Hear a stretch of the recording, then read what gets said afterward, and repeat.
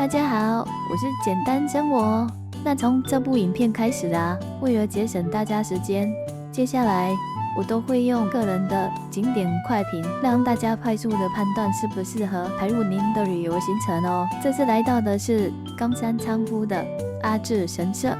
更多旅游面向仅供参考。若您有任何想法及建议，也欢迎您留言哦。阿智神社最大的优点是它离仓敷美观地区非常近，不需要特地绕远路，而且停留的时间很有弹性。想要快速参拜拍的照20-30分钟，想要感受神社的文化氛围，也可以待久一点。不过要注意的是，它位在鹤形山上，所以还是需要爬一些阶梯。对长辈、小朋友、推婴儿车的旅客，还有像我这种平常运动量偏少的人来说，体力负担会稍微高一些。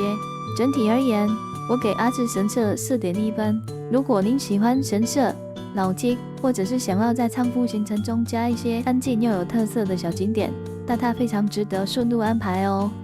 阿智神社呢，它的地理位置是在仓敷美观地区后方的鹤形山上，整体建在相对较高的一个地势，所以从市区过来啊，一定会接上一段上坡路或者是阶梯。实际上上山主要有2条路线，一条是石阶的参道，另外一条则是侧边缓坡，两边最后都会接入到神社的腹地。那我这次带各位走的是石阶的这一侧，整体动线呢是往上，会连接到主要的参拜区域。那我们入口会先看到鸟居，鸟居在神社中代表的是一个空间分界，跨过了之后呢，就从一般的生活空间进入到神社的范围，接着是参道跟石阶往上延伸。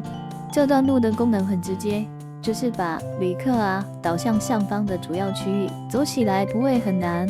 但是我还是会走到气喘如牛，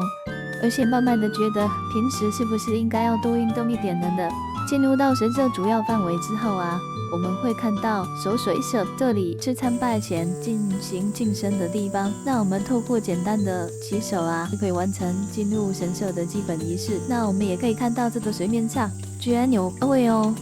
那这个花卉让整体的这个画面更为柔和，也会让我想要停下来观察呢。接着往内就是本殿与参拜区域了，这里是整个神社的核心位置，主要的参拜行为都会集中在这里进行。阿智神社主要祭祀的是日本神话中的宗像3女神，她们掌管的是航海、交通以及移动过程当中的安全性。那这个设定呢，其实跟仓敷的历史背景是相互对应的，因为这个地区过去属于物流及运输活动频繁的区域，因此移动相关的这个神祇在这边被供奉着，是一种功能与信仰之间的对应关系哦。仓敷本身的这一个物流与运输活动相关的说明呢，可以参考我之前的影片哦。阿智神社主要祭祀的宗像3女神，指的是最早可以追溯到古世纪，还有日本书纪中的平心姬、湍金姬，还有这是除岛姬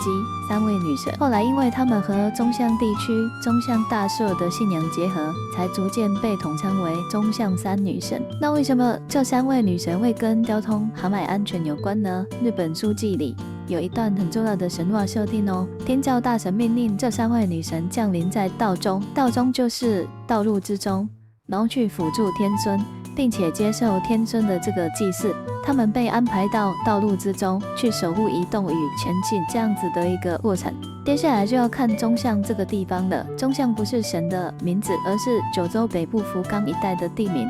在那边面向玄界滩，再往外就是朝鲜半岛，还有亚洲大陆。对古代日本来说，这里不是普通的海边，而是一条非常重要也非常危险的海上道路。那个时代没有飞机，也没有雷达，也没有手机，更也没有 Google Map， 出海是高风险的任务。那风向潮流天候，只要有一个环节出错，就可能不是晚一点到，而是根本就回不来了。所以对于在当时掌握航海技术、参与对外交流的这一个宗像氏族来说，也因为这样，神话里原本就被安排在道路之中的这3位女神呢，很自然而然的就在宗像这边跟海上道路连接在一起。那在九州福冈的这一个宗像大社本身也很有意思，它不是只有一座神社，而是九州本土的滨津宫大岛的中金宫，还有外海冲之岛的冲金宫组成。所以从地图上来看，这3个祭祀点就像这一个陆地一路延伸到外海的3个守护点，那刚好会排在这一个日本与朝鲜中间的这些航道上，因此中向三女神才会成为交通与航海的守护神。而中向一带的民众呢，就把这一份信仰一路传了下来。那我们再回头看阿智神社，这样就会比较容易理解。仓敷过去本来就是物流交通还有物资流动的重要地方，因此这边供奉守护移动安全的中向三女神，自然而然的就跟这座城市的功能历史全接在一起了。那过去是保佑船只不要迷航，那现在衍生成为保佑旅人参拜信众呢能够一路平安。以上相关文献和参考连结我也会整理在影片下方资讯栏，有兴趣的朋友可以再延伸参考看看哦。在参观神社区域啊，也可以看到边有绘马撰写跟悬挂的这个空间。这里啊，悬挂绘马的地方就是信众留下愿望的区域，每一块绘马上面都会记录着不同时间、不同的信众本身的期望。那看到这边绘马挂得这么满，还好女神有3位，这样子他们在分工应该也不会那么辛苦吧。那这边呢，这是一个很特别的设计，就是12生肖方位盘。很多人会直接去找自己的生肖，那这个设计的本质上不是用来算运势的哦。12生肖在这边是一种方位与位置的对应系统，也就是说它的功能比较接近空间定位，不是预测用途。在境内的其他区域啊，可以看到一些附属设施跟小型神社，这些结构让整个神社不是单一的建筑，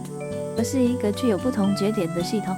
其中一个比较特别的地方是一世神宫的摇拜所，那这个摇拜所的意思是在这里可以朝向一世神宫的方向进行参拜。那一世神宫在日本的神道当中啊，它是一个非常重要的中心神社，因此许多神社可以透过这个摇拜所的一个设置，在信众可以不实际前往的一个情况下，进行象征性的参拜。那这样子的设计可以理解为在不同的地点之间建立一种方向性的连结。那在阿智神社眺望着仓敷市区啊，本来被建筑或者是树林包围的这个空间，在眺望的这个过程，整个区域宽广了许多，也会让人不自觉地放慢脚步。那最后这个位置呢，是阿智神社最值得停下来的地方，个人认为啦。从这里可以直接看到整个仓敷市区，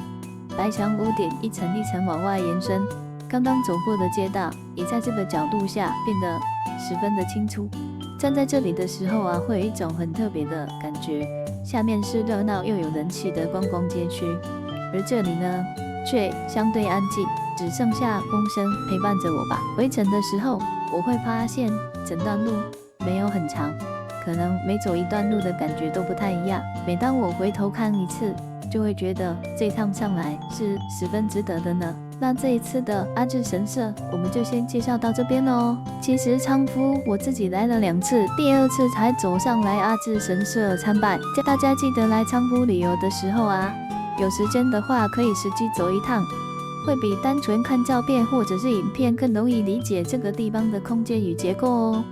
我们下次见，拜拜。